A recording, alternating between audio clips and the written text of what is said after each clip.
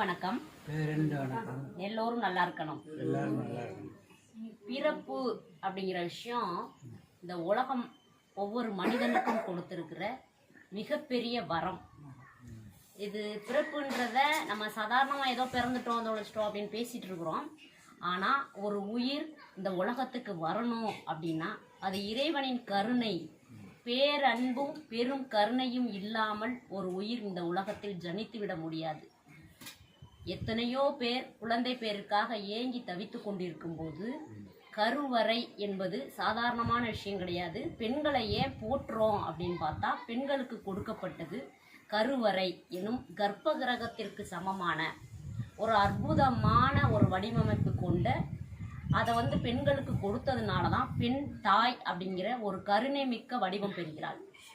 அப்போ இந்த குழந்தை வரணும் அப்படின்னா அந்த கருவறையில் தெய்வம் பிரசன்னமாகிறது அப்படின்னு அர்த்தம். கர்ப்ப கிரகத்தில் தெய்வமாக குழந்தை உருப்பெறுகிறது.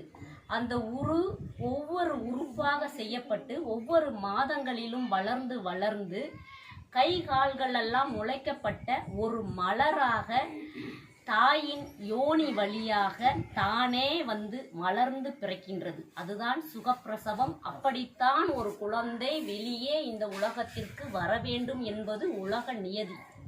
ஆனால் இன்னைக்கு நம்ம என்ன பண்ணிட்டு இருக்கிறோம் அப்படின்னா, விழாவில் வெடித்த குழந்தைகள் அப்படிம்பாங்க. எங்கள் பாட்டி சொல்லுவாங்க, அந்த காலத்தில் சேட்டை ரொம்ப பண்ணுற பிள்ளைய இது விழாவில் வெடிச்ச கழுத அப்படின்னு சொல்லுவாங்க. அப்படின்னா என்ன அர்த்தம்னு அன்னைக்கு புரியல. விழாவில் அறுக்கப்பட்டவர்கள், அதாவது சிசரியன் என்ற ஆப்ரேஷன் மூலம் அறுத்து எடுக்கப்படுகிற குழந்தைகள் தான் இன்று நிறைய இருக்கிறார்கள். நான் அப்படிப்பட்ட குழந்தைகளுக்கெல்லாம் அவர்கள் பிறந்த நாள் கொண்டாடும் பொழுதெல்லாம் நான் என்ன சொல்றேன் அப்படின்னு சொன்னா, நீங்கள் பிறந்த நாள் கொண்டாடுவதற்கு தகுதியற்றவர்கள். நீங்கள் எல்லாம் எடுக்கப்பட்ட குழந்தைகள், பிறக்கப்பட்ட குழந்தைகள் அல்ல அப்படின்றோம். ஏன்னா அவங்கெல்லாம் பிறந்தாங்களா அப்படின்னு பார்த்தா அவங்க பிறக்கல, எடுக்கிறோம் அவங்கள நம்ம. இப்படி அதுலயும் இப்ப நல்ல நேரம் பார்த்துலாம் எடுக்கிற அளவுக்கு நம்ம முன்னேறிட்டோம். இது எவ்வளவு பெரிய ஒரு இறை துரோகம் அப்படின்னு நினைச்சு பாருங்க. ஒரு குழந்தை, நல்ல ஞாபகம் வச்சுக்கோங்க எல்லாருமே, ஒரு குழந்தை இந்த உலகத்திற்கு தானே வெளியே வர வேண்டும். அதுதான் இறைசக்தியோட, பிரபஞ்ச பேராற்றலோட பேரன்பும் பெருங்கருணையும். அப்படிப்பட்ட ஒரு சுகப்பிரசவம் நடக்க வேண்டும் என்பதற்காக இன்னைக்கு சேலத்திலிருந்து கார்த்திகா பூபதி ராஜா தம்பதிகள் தங்களது அவங்க அவங்க நிச்சயதார்த்தம், அவங்க கல்யாண நாள், அவங்களோட பிறந்த நாள் என எல்லா இதுலையும் நமக்கு அன்னம் பகிர்ந்து கொண்டாடி இருக்காங்க. இன்று தனது வளைகாப்பிற்காக நம்மளும் அதே அந்த வளைகாப்பு சாதத்தை நம்ம மக்கள் எல்லாருமே சுவைக்கணும் அப்படிங்கிற ஒரு மிகப்பெரிய அன்பின் காரணமாக ஒரு நெகிழ்ச்சியாக நம்மையும் வளைகாப்பு நடத்த சொல்லியிருக்கிறார்கள். இப்போ பாருங்க, சர்க்கரை பொங்கல், புளியோதரை, தக்காளி சாதம், லெமன் சாதம், தயிர் சாதம், புளிக்கூட்டு. இதை நம்ம கிராமப்புறங்களில் சோறு கட்டிக்கிட்டு போகிறோம், கட்டுச்சோறு கட்டிட்டு போகிறோம் அப்படின்னு சொல்லுவோம்.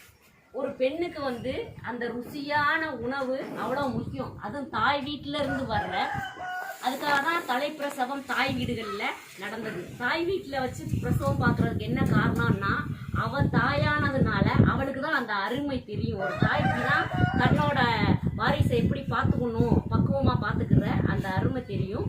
அதோட இந்த விதவிதமான சாதங்கள் அந்த பெண்ணின் மனதை குளிர்விக்கும். சலசலக்கிற அந்த வளையல் சப்தங்கள் அந்த குழந்தைக்கு ஒரு இதமாக கொடுக்கும். வர்ற பெரியவங்கள்லாம் வாழ்த்தும் போது அந்த அந்த பிரசவம் நிச்சயமாக இனிய பிரசவமாக நடக்கும். அப்படிங்கிறதுக்காக தான் வளைகாப்பு அப்படிங்கிற ஒரு அற்புதமான ஒரு விழாவை தமிழர்கள் செஞ்சாங்க. தயவு செய்து மீண்டும் மீண்டும் சொல்கிறோம், ஒரு குழந்தை தானே இந்த உலகத்திற்கு வர வேண்டும். அதுவே சுகப்பிரசவம். தயவு செய்து கர்ப்பிணி பெண்கள் எல்லாம் சுகப்பிரசவம் ஆக வேண்டும் என்ற ஒரு எண்ணத்தை மனதில் வைத்துக் கொள்ளுங்கள். நன்றி. வாழ்க வளமுடன்.